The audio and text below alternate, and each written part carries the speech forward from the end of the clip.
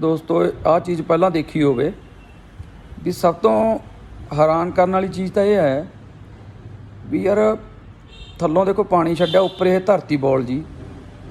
ਯਾਰ ਪਾਣੀ ਦੇ ਉੱਪਰ ਇੱਕ ਪੱਥਰ ਦੀ ਇੰਨੀ ਭਾਰੀ ਬੋਲ ਆ ਜਿਹੜੀ ਇੱਕ ਬੰਦਾ ਉਹਨੂੰ ਹਿਲਿਆ ਨਹੀਂ ਸਕਦਾ, ਉਹਨੂੰ ਇੰਨੇ ਕੁ ਪਾਣੀ ਦੇ ਪ੍ਰੈਸ਼ਰ ਨੇ ਉੱਪਰ ਚੱਕ ਲਿਆ ਅਤੇ ਉਹਨੂੰ ਘੁੰਮਣ ਲਾਤਾ। ਦੇਖੋ ਕਿੱਡੀ ਕਮਾਲ ਦੀ ਚੀਜ਼ ਬਣਾਈ ਹੋਈ ਹੈ ਯਾਰ।